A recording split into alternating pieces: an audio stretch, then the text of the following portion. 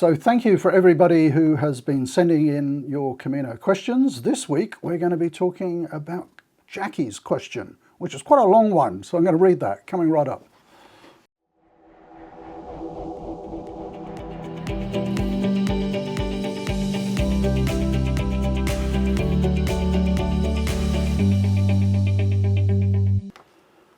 So Jacquie, thank you very much for your question, which was actually on the Facebook page, I think. I'll read through the question, I'm going to answer some of it, and then I'm going to show you a few things on the computer screen. So let's just read the question. Okay, so how long have you got? We've got 30 minutes for you, Jacquie, don't worry.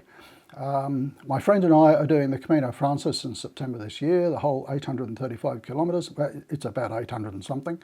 We're looking at a self-guided tour, note, where each night's accommodation is booked, luggage transfers and brekkie. We're both 60 plus, so a little bit of comfort appeals to us. Oh, it does to a lot of us. We're experienced hikers and have done many hikes over the years, note, the Camino always being a bucket list hike. So my questions. I like to graze constantly when hiking. Snacking on food really helps keep my energy levels up, especially when we'd be walking 22 to 30 k's a day. Totally with you on that one. So are there little shops that provide snack food? Yes, generally. I'd bring some from home, but can't really travel overseas with food, usually nuts, fruit, cheese and biscuits, that kind of thing. Also, my husband and daughters will worry about me, so I'd like to check in with them at the end of the day. Does most of the accommodation have Wi-Fi? Most, yep. I watched your video about communication and you're suggesting a SIM card for local communication. I'll explain that a bit more. I'm coming from Perth, Western Australia. I'm planning to fly to Barcelona, then hop on a train to Saint-Jean-Pied-de-Port, where our first night's accommodation would be. So what's your suggestion to get from the train station to my accommodation? I presume you mean in Saint-Jean. You're concerned that taxis are a bit expensive. Plus I'm travelling alone and meeting my friend in Saint-Jean. This sounds like it's going to be a wonderful adventure, Jacquie. Now, excuse me. So let me just put a couple of caveats out there before I go through and answer your question. And as with all of my comments, these are just my views, my perspectives, based on my experience. There is no right and wrong answer when it comes to this stuff. First of all, what you have planned is fine.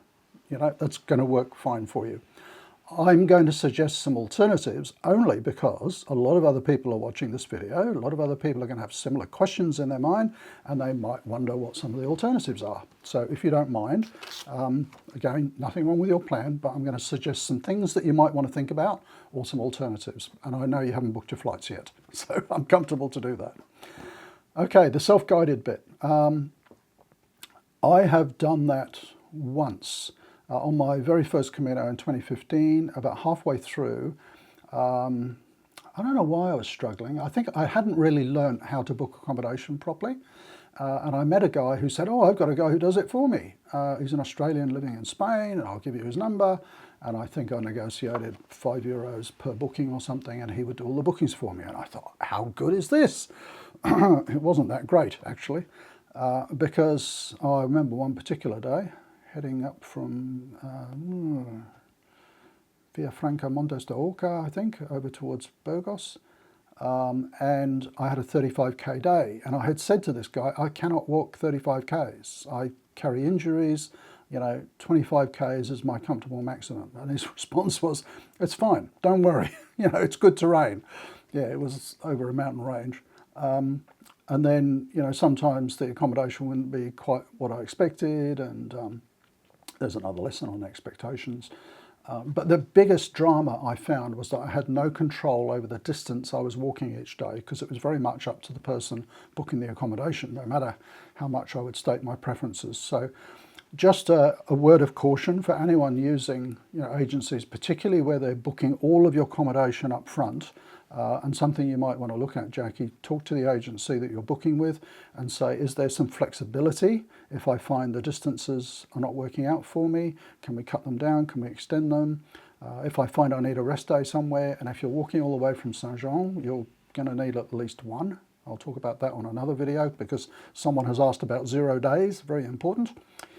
So I would just probe a little bit with the agencies. And hey, if anyone else is watching this and you've used agencies, you know, share your experiences by all means in terms of the flexibility that they might have in changing bookings or adjusting, and you know, maybe they can just book a few days in advance or something like that. The luggage transfer, I mean, that's becoming more and more popular on the Camino. I've commented on that before. No problem from my point of view. Just be aware that luggage transfer is really easy to organise yourself. You don't need an agency to do that. 99% of the places where you're going to stay have little envelopes. I haven't got an envelope, but you imagine in the sort of reception area table, there'll be all these envelopes for the luggage transfer companies where you can, you know, just book your next day's luggage transfer. Very often the host will do it for you. Someone is going to comment on this, so I'll just jump in and say some places do not allow luggage transfer. Municipal albergos generally. And then you say they book in the brekkie. Wonderful. I'm sure you're going to get some great breakfast. One small thing to look out for, what time do they serve breakfast? A lot of places serve breakfast that's a little bit later than a lot of pilgrims would like. But hey, Jackie, with your friend, you're probably wanting a bit more of a relaxed Camino, so I'm sure that'll work out for you. I find lots of places are just too late breakfast for me. I could be 2 hours down the road by then. And on the Camino Frances, there is loads of places to get breakfast. Okay, so that's the self-guided bit. Nothing wrong with what you're planning at all, Jackie. Just throwing out some things there to that you might want to consider and check, and a little background for other people. The food, grazing. Oh yes, grazing is one of the best parts of the Camino. I generally carry on more remote Caminos, I carry quite a bit of food, but on the Frances, I generally carry some nuts, some chocolate bar and that kind of thing, because you're coming across places, you know, certainly during the day, every day almost. And I'll show you how to check if there's shops coming up. So you're going to be coming across little shops and supermarkets and cafes and things like that, so that's not a problem. And then you ask about communications. So yes, most places will have Wi-Fi, as they call it in Spain. And oh, someone's going to criticise my Spanish. What's the name for the password? Clave? Generally, it's posted up on, you know, cafe walls and things. It'll be the password and the network and the password. So Wi-Fi is generally available. I carry a SIM card though for a number of reasons. And let's not get into the whole debate here about eSIMs versus physical SIMs. I've tried eSIMs, they're okay. I just find physical SIM cards work better for me. Maybe I'm technically incompetent or something. But some form of SIM I find really useful. The reasons being, I use GPS a lot when I'm walking. I use Google Maps a lot when I'm walking. I want the ability to make a phone call, an emergency phone call if I have to.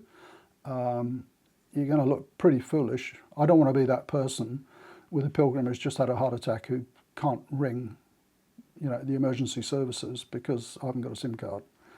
So I think from a safety point of view, I want to be able to make local calls.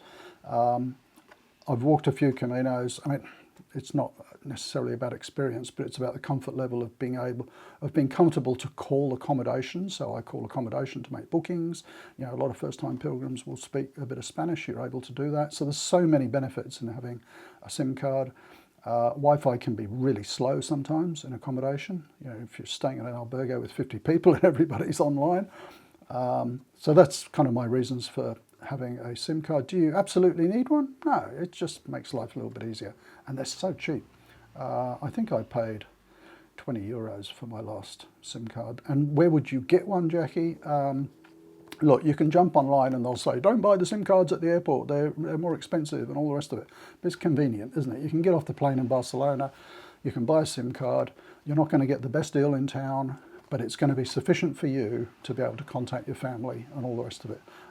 I go through a huge amount of data, so I look for good deals on SIM cards. I mean, I literally go through about 200 gigs of data because I'm taking video and uploading video and stuff. But for casual use, you know, it doesn't really matter if you're going to pay 20 euros or 15 euros for a SIM card. Okay, so that's a quick gallop through. What I want to do now is to switch to my computer screen, which should be recording. I'm just going to double check that. Yes, it is. Because we're going to look at a few things. And I'm going to show you some stuff which will help in your planning. Specifically for you, Jackie, we're going to look at how to get from Barcelona to Saint-Jean-Pied-de-Port. I'll just explain as I'm going through. Why is that one open? Oh, I'll talk about that as well, why not? Okay, so the first site we're going to look at is called Rome to Rio. Wonderful site. So as soon as you go to Rome to Rio, you will see this little form on the front, and we're going to look for, let's just go Sydney to Canberra. I'm going there actually in the next couple of days. How do we go from Sydney to Canberra? Don't worry, we're going to look at Spain in a second. This is really just to show you how it works. So it comes up with a little map and it gives me all the alternatives. I can go by bus, by train, I can fly. I'm actually going to drive, it's more convenient. So that's how that works. Let's close that window. But here's one I prepared earlier. How do you get from Barcelona to Saint-Jean-Pied-de-Port? It's not the simplest journey, and that's why I'm going to suggest if you haven't booked your flight, you might want to look at some alternatives. People generally, coming from overseas will fly into places like Madrid or Paris, but hey, Barcelona's fine. Maybe you have a reason to go there. It's a wonderful city to visit. And we can see on the left-hand side here that there's a train option. If we click on that one, it'll show us that we've got to get a train to Zaragoza and then up to Pamplona, I think it goes. And then you would have to get a taxi or a bus. The buses, as far as I'm aware, only run once a day. You'd need to go and have a look at the bus timetable. And that's quite a long journey, isn't it? 5 hours, something like that. We can get a bus. Oh no, this one's flying to San Sebastian. This one's a bus, but it's taking 8 hours. So there's that bus from Pamplona to Saint-Jean. What we can look at is, let's just go to Pamplona. You see people talk about this a lot online. How do I get from Pamplona to Saint-Jean? It's a common question. So the bus takes 1 hour 45 and a taxi will take 1 hour 10. What a lot of people do, Jackie, is they try to share a taxi. So you said taxis are expensive. This is saying 21 to 30. That's not via a taxi. That might be by some sort of ride share thing. Taxis in Spain, last time I used them, think of about €1.50 per kilometre, something like that. This is 74. It's going to be at least €100 probably to get from Pamplona to Saint-Jean. This one might be a ride share or something like that. So you could sort of post online and say, anybody want to share a taxi on this particular day going to Saint-Jean? You could take a chance and turn up and see if you can grab a few more pilgrims at the station. Pilgrims are not hard to find on the Camino Frances. You'll see them walking around near the station in Pamplona. You'll see hundreds of them in Saint-Jean. We're all, walking around in hiking gear, very easy to spot. So that is getting from Barcelona to Saint-Jean-Pied-de-Port. The tricky little bit is that last bit from Pamplona. Bottom line is, if all else fails, you could get a taxi. There is a rideshare service in Spain called BlaBlaCar. I haven't used it personally. It's a little bit like Uber. That is another option. But so that's how you do that. Let's have a look at a couple of alternatives. So I have flown into Madrid before. Is that any easier? Not really, is it? Because we're getting a train to Zaragoza up to Pamplona, and we've got that same tricky bit at the end, getting from Pamplona up to Saint-Jean. So don't misunderstand. When I say tricky, it's just that your train might arrive in Pamplona after the bus has gone. So I would check into the bus timetables, just Google it, and you may, for example, want to arrive in Pamplona late one evening to be able to get the bus the next morning to Saint-Jean. That's what you've got to do. So this sort of planning is not difficult, but it just helps you get the timing right to make sure you're going to arrive on the right days and things like that. This has opened up booking.com automatically for some reason. They've obviously got a deal together. So both times I have walked from Saint-Jean, I flew into Paris, which is a good option coming from Australia because you go through Dubai generally.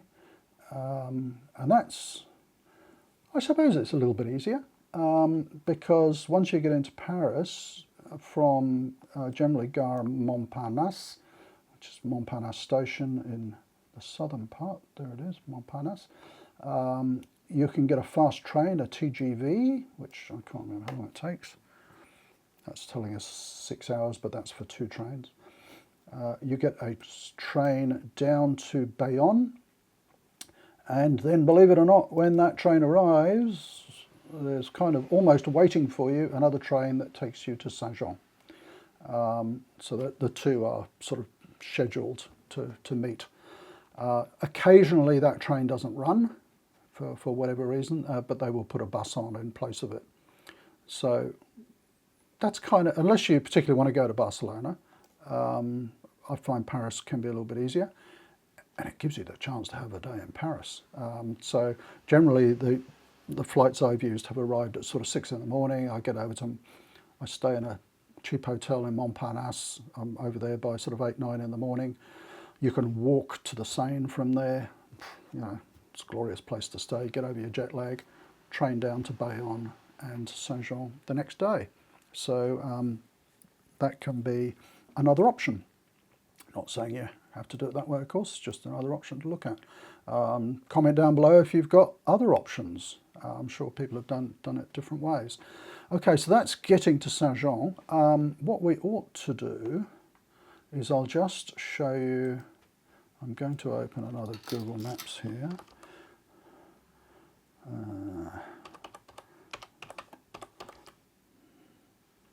Saint-Jean-Pied-de-Port. And I just want to go to that map because I just want to show you where the train station is in Saint-Jean, and I'm watching the clock. We've got 10 minutes left on the thingy. Okay, here's, see the rail tracks, there's the station. I haven't come in there actually by train myself. I've planned to a couple of times but ended up on the bus.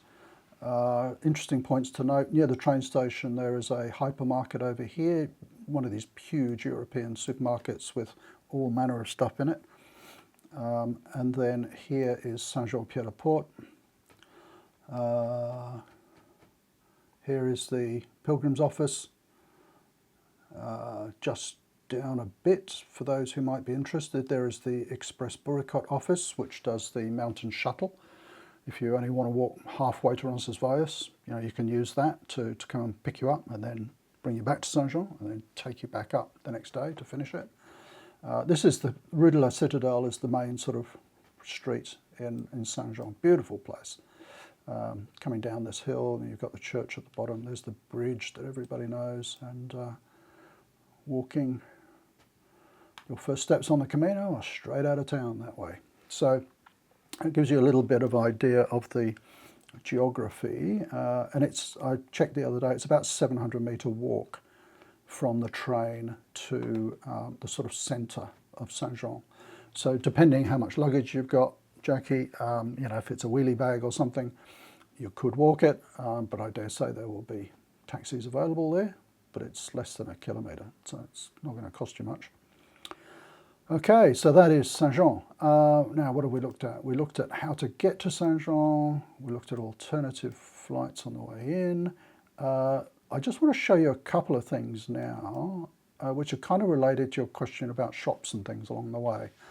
So this is Google Earth, and I've loaded up a, what's called a track, a GPS track, showing the Camino.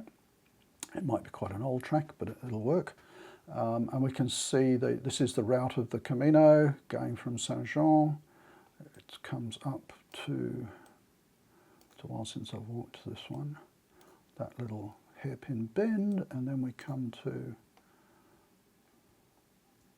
I forget the name of that little hamlet, but there's a couple of places there which are quite often not open. And then you got this zigzag path, which is pretty steep, wonderful views, And then you come to Refuge Horizon, and that is 8 k's from Saint-Jean. Wonderful place, either to stay overnight. You do need to book ahead if you're going to do that though. But they have a little bar cafe there, so depending what time you start out in the morning, you might be having breakfast, you might be having a midday snack, whatever. So remember I mentioned Express Buricot. You could walk that far and have them pick you up, or you could keep walking. There's another Auberge Border, a new place that's opened. I haven't seen that one myself. You can keep going, keep going, keep going to the statue of the Virgin. How do you pronounce that in French? La Vierge d'Horizon.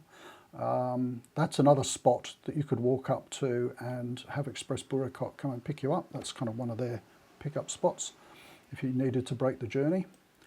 And then the final one that Express Buricot picks up from is Quatibol here, which is almost at the top of the Pyrenees. So I mention that just for people who are considering trying to break up that day. A lot of people think, oh, I have to walk to Horizon and try and get a bed there so that I can continue then on to Roncesvalles. You don't need to. You can kind of walk to one of those points that I mentioned and get a pickup and then go back. I have to confess, both times I've gone over the Pyrenees, I've done it that way. I just didn't feel up to doing the whole thing to Roncesvalles in one day, to be honest. And then finally we come over the top of the Pyrenees to the Leopolda Pass. Just while we're on the map, there's 2 ways down from there. One is down through the woods, which can be very slippery.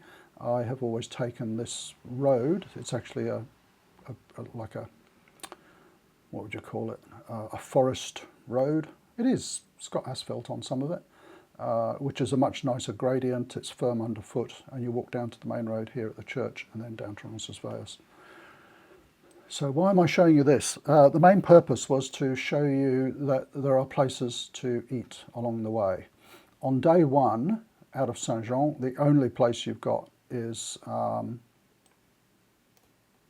Horizon, Refuge Horizon, there.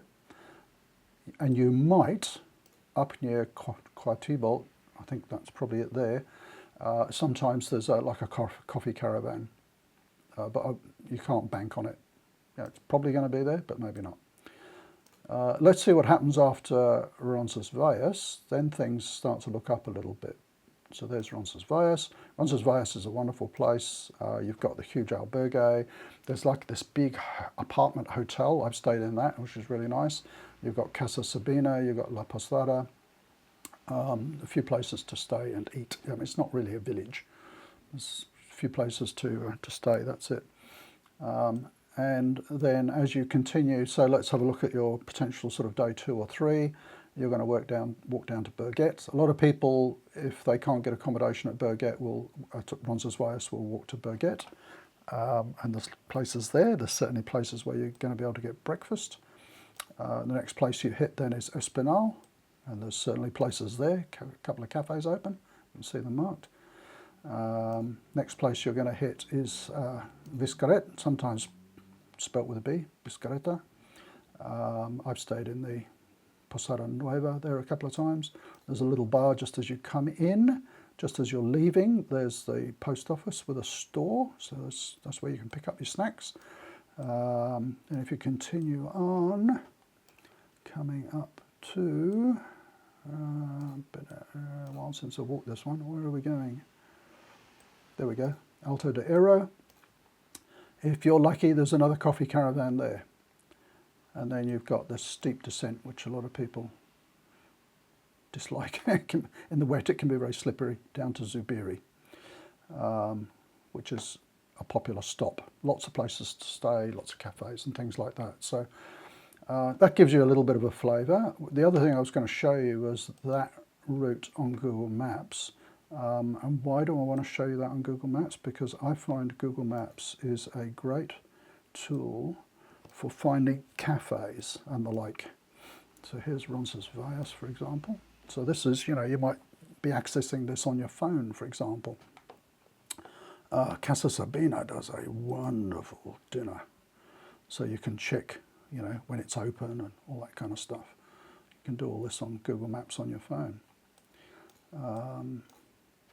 Then we got down to That's the right, oh, it's all coming back to me now. I can almost imagine walking all of this. Then we're down into Zubiri, and then we're coming down into Pamplona, La Rasvanya. Pamplona will be coming up, here it is. And again, you know, with Google Maps you can, this thing didn't play well for me a minute ago, but if you hit restaurants, it should show the restaurants. And again, you can do all this on your phone. I use this a lot because, and for shops, you know, I'll just type in shop, cafe, particularly in the village, and it'll show you where they are. And I'm going to digress here, sorry. Where's the Plaza Mayor? It's a while since I've been here. Anyway, you can click on places and, Bar Gautra, yeah, been there. Okay, so that's using Google Maps. And then finally I wanted to show you this tool, which I think is brilliant. It's the Graze website. They also have an app that you can do on your phone. If we look at the French way, again we can look at, let's look at Roncesvalles to Zubiri, and we can see a little map of all the places that we're going through. We can click on the place names and it'll tell us where we can stay in those places, and there should be under the map, if they're still doing it, a profile. There we go, which is really handy. So there we go. Hopefully, Jackie, that's helped you with some of your questions. Nothing wrong with what you planned, but hopefully a couple of tips and things to check, some alternatives maybe to think about. And for anybody else who may have had those questions in the back of their mind, hopefully that has helped. So thank you very much for your question. Thank you everybody else for putting in your questions. I've got about 3 dozen here to work through, but I'm more than happy to do that because the purpose of this channel is really to help you guys enjoy your Caminos, particularly for those doing their first Camino. So I'm more than happy to help. Bye for now.